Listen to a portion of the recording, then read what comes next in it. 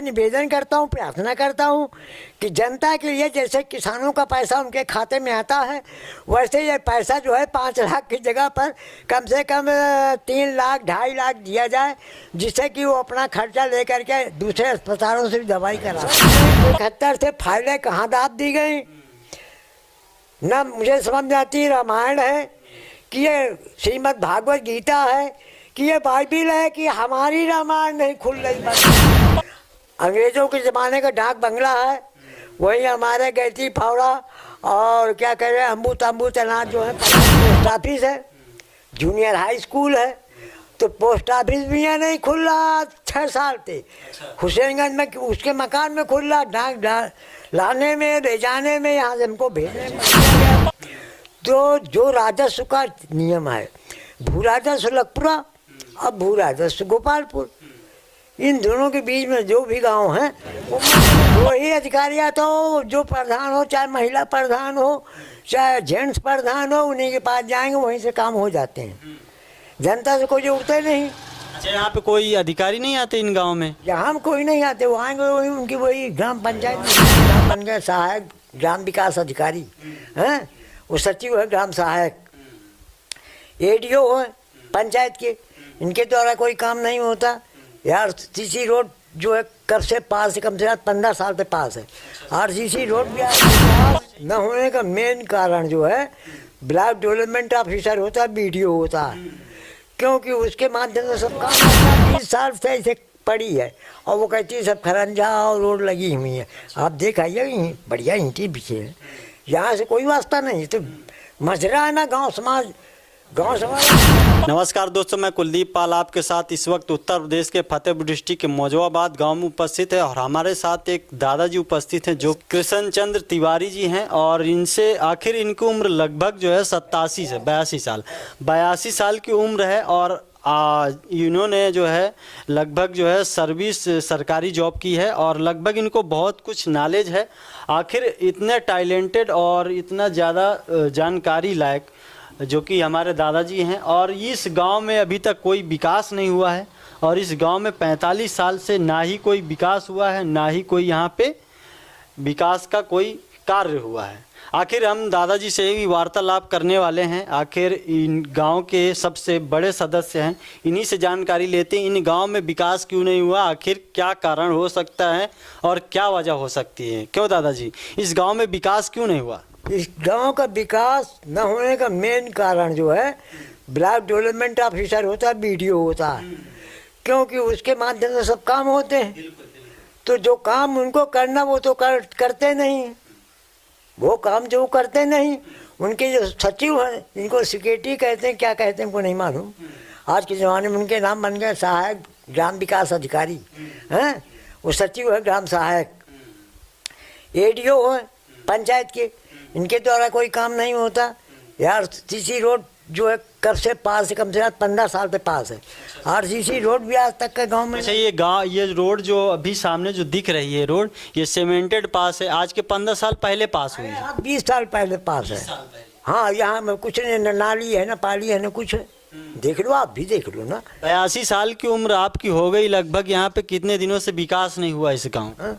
इस गांव का विकास जो ही अधिकारियाँ तो जो प्रधान हो, चाहे महिला प्रधान हो चाहे जेंट्स प्रधान हो, उन्हीं के पास जाएंगे, वहीं से काम हो जाते हैं। जनता से कोई जुड़ते नहीं। अच्छा, यहाँ पे कोई अधिकारी नहीं आते इन गांव में? यहाँ कोई नहीं आते, वो आएंगे वही उनकी वही ग्राम पंचायत में जाएंगे। अच्छा, या प्रधान के दरवाजे जाएंगे जहाँ उनको खाने पीने की व्यवस्था होगी। यहाँ क्या है? और लगभग यहाँ से कितने दिनों से विकास नहीं मिला? आखिर ये जो रोडें बनी हुई कितने दिन पहले बनी? ये रोड तो आज 15-20 साल से ऐसे पड़ी है और वो कहती है सब खरंजा और रोड लगी हुई है। आप देखाइए बढ़िया ईंटी पीछे है, यहाँ से कोई वास्ता नहीं। तो मजरा है ना गांव समाज लखपुरा है और लखपुरा में गोपालपुर फुलाट भी मिश्रित किया गया। तो जो राजस्व का नियम है, भू राजस्व लखपुरा और भू राजस्व गोपालपुर, इन दोनों के बीच में जो भी गांव हैं वो मजरे हैं। पर चूँकि यहाँ मौजमाबाद में ब्रांच पोस्ट ऑफिस है, जूनियर हाई स्कूल है तो पोस्ट ऑफिस भी यहाँ नहीं खुल रहा 6 साल से। हुसैनगंज में उसके मकान में खुल रहा, डाक लाने में ले जाने में, यहाँ से हमको भेजने में बड़ी तकलीफ। जबकि राष्ट्रपति प्रधानमंत्री वगैरह को हमको डाक भेजना, तो वो नहीं भेज पा रहा हूँ मैं। अच्छा, आप भी राष्ट्रपति और प्रधानमंत्री को आप संदेश भेजना चाहते हैं? जी हाँ। तो लेकिन यहाँ पे आपके यहाँ न कोई डाक है, और तो आप जब संदेश भेजना चाहते हो तो कैसे भेजोगे? डाक वहीं खुलती है और सब चिट्ठी फाड़ दी जाती हैं। अच्छा, हाँ। तो वो लोग भेजते नहीं? हाँ, कहते कोई डाक ही नहीं आई।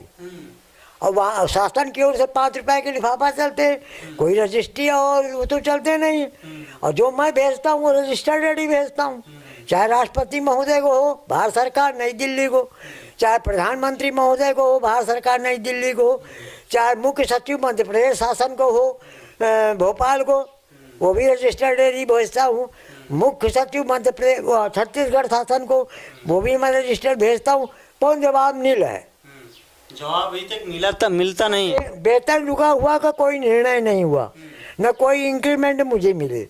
मेरी सेवाएं 10 साल की हो चुकी थी, 3 बार हमारी पे रुकी। पहले पे 4 महीना 21 दिन की रुकी अंबिकापुर सरगुजा में, जो कि मुझे भाटापारा रायपुर में 1 साल के बाद सन 65 में मिली। उसके बाद भाटापारा में तनख्वाह 14 महीना 10 दिन की रुकी, वो आज तक का नहीं मिली। उसके बाद रायपुर से वहाँ ट्रांसफ़र हुआ, भोपाल डिवीज़न आए। भोपाल डिवीज़न में शाहजहाँपुर में आगर मालवा में था, वहाँ से ट्रांसफ़र हुआ, शाहजहाँपुर गया। शाहजहाँपुर में कुछ गिर गया, मेरी चोट लग गई कि वो सामान चढ़ाने उतारने में। फिर भोपाल आ गए, दवा दर्पण होता रहा।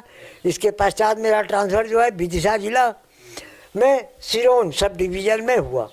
जो तो आप किस डिपार्ट में थे? जो के फ्रीगंज और बमौरा के बीच में, फ्रीगंज में कोई रहने की व्यवस्था नहीं है। अंग्रेज़ों के ज़माने का डाक बंगला है, वही हमारे गैती फावड़ा और क्या कह रहे हैं अम्बू तम्बू तैनात जो हैं पड़े हुए हैं। चैनमैन चौकीदार वहाँ रहता है। हमको बमौरा में रहना पड़ता था मजबूरी में, क्योंकि मकान नहीं तो कहाँ रहेंगे। और हेडक्वार्टर फ्रीगंज, वहीं पर बमौरा, वहीं पर फ्रीगंज।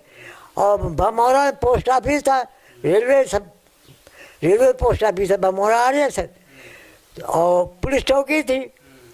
तो इसलिए मैं वहाँ पर था। वहाँ से भी जब तनख्वाह मेरी सिरोन में भी रुकी तो हमको मातृभूमि में आना पड़ा। और श्रीमान राष्ट्रपति महोदय को, प्रधानमंत्री महोदय को लिखते लिखते मैं 82 वर्ष का हो गया। 82 वर्ष का, अभी तक न्याय नहीं मिला आपको? सन 1971 से फाइलें कहाँ दाब दी गई, ना मुझे समझ में आती। रामायण है कि ये श्रीमद् भागवत गीता है कि ये बाइबिल है कि हमारी रामायण नहीं खुल रही, बंद है। याद बीती बता रहा हूँ, जग बीती भी बता रहा हूँ कि विकास हमारे गांव का हुआ नहीं, सड़कें बन नहीं रही, पानी ठीक से आ नहीं रहा। हाँ, तो क्या किया जाए? तो सबसे बड़ी सच्चाई यही है कि आज तक 82 साल हो चुके हैं न्याय के लिए दौड़ते दौड़ते। आज 82 साल की उम्र हो गई दादाजी की, अभी तक इनको कोई न्याय मिला नहीं है। जो कि सरकारी जॉब भी करते थे। आखिर किस पोस्ट में थे आप? सर्वेयर। एग्रीकल्चर। जो कि बहुत ही समझदार व्यक्ति हैं, और इन्होंने आज तक जो कि प्रधानमंत्री के द्वारा जो भी बातचीत किए हैं उन फाइलों को दिखाने के बाद भी आज जो है लगभग सन 63 की जो आज भी लिखित रखी हुई है, उन लिखित के दौरान आज तक इनके द्वारा जो है कोई न्याय नहीं मिला है, जो सबसे बड़ी सच्चाई है। और अभी तक न्याय के लिए और अपने गांव के विकास के लिए जो कि काफ़ी कार्रवाई इन्होंने किया है, प्रधानमंत्री के द्वारा, मुख्यालय के द्वारा, जो कि विकास खंड अधिकारी के द्वारा सभी तक बात पहुंचाई है। लेकिन अभी तक इनकी बात कोई सुनवाई क्यों नहीं की? आखिर वजह यही हो सकती है क्योंकि गांव के लिए हमेशा ये खड़े रहे, गांव के लिए हमेशा विकास की बात करते रहे, लेकिन विकास नहीं हुआ। और डाक खाना, और इनके गांव का जो डाक खाना है लगभग 6 सालों से बंद पड़ा है, जो कि लेता है वहीं काट देता है। हुसैनगंज सब पोस्ट ऑफिस से डाक लेकर के वहीं किसी स्थान में काट के रख देता है और मोहर मौजमाबाद की लगा दी जाती है। एसपी अधीक्षक डाकघर को भी हमने रिपोर्ट किया, अधीक्षक डाकघर को भी हमने रिपोर्ट किया, वो भी उस पर कोई कार्रवाई नहीं की। आप 3-4 दान उनको लिखा हूँ, ये क्या किया जाए, क्योंकि वो केंद्र सरकार से है ना, भारतीय डाकतार विभाग, तो वहाँ भी वो स्वास्थ्य विभाग को लेकर आप क्या कहना चाहते हैं, जो कि अभी देखा जा रहा है 5 लाख का मुफ्त इलाज हो रहा है और स्वास्थ्य के लिए अच्छा काम की प्रधानमंत्री के द्वारा किया जा रहा है। प्रधानमंत्री जी से निवेदन करता हूँ, प्रार्थना करता हूँ कि जनता के लिए जैसे किसानों का पैसा उनके खाते में आता है, वैसे ये पैसा जो है 5 लाख की जगह पर कम से कम 3 लाख 2.5 लाख दिया जाए, जिससे कि वो अपना खर्चा लेकर के दूसरे अस्पतालों से दवाई करा सकें, दूसरे अस्पतालों से दवाई करा सकें। अच्छा, दूसरे अस्पतालों से दवाई करवा सकें। लेकिन यहाँ पे तो 5 लाख का मुफ्त इलाज दिया जाए, 5 लाख की जो गरीबों का इलाज होता है, सरकारी हॉस्पिटल में इलाज हो रहा है। दिन आपको कुछ नहीं मिला, पढ़ा रहा हूँ 3 दिन। लैट्रीन की समस्या है, देखो जिला चिकित्सालय में कि बदबू आती, खड़े होने की नहीं, पेशाब करने की जगह नहीं, जो कि जिला अस्पताल है, जिला हॉस्पिटल है, जहाँ पर CMO बैठता है, वो क्या देखता है। जो कि सबसे बड़ी सच्चाई यही है कि यहाँ पे जितने जिला अस्पताल बने हुए हैं वहाँ पे क्या सफाई होती हैं और क्या स्वच्छता की बात की जाती हैं, वहाँ पे इलाज होता है, ना कि वहाँ पे गंदगी की बात होती है। क्योंकि वहाँ पे गंदगी ज़्यादा होती है, इलाज भी होता है और जो वहाँ के वो हैं, जैसे कि यहाँ गरीब लोग इलाज कराने के लिए जाते हैं, बीमार लोग इलाज कराने के लिए जाते हैं, तो वहाँ पे इलाज कराने के लिए जाते हैं, आखिर उनको बदबू से कैसे महसूस होता होगा। लैट्रिन बिल्कुल गंदी है। जो मरीज होता है एडमिट इमरजेंसी में, वो के पास नियमानुसार 4 जो लिस्ट होती है अस्पताल की लगनी चाहिए कि कौन सी मेडिसिन उसको दी गई, किस टाइम पर दी गई, वहाँ पर कोई लिस्ट नहीं है। ये स्थितियाँ होती हैं। आखिर चलिए यहीं से हम वीडियो को एंड करते हैं, फिर मिलते हैं नेक्स्ट वीडियो में। तब तक लिए जय हिंद, जय भारत।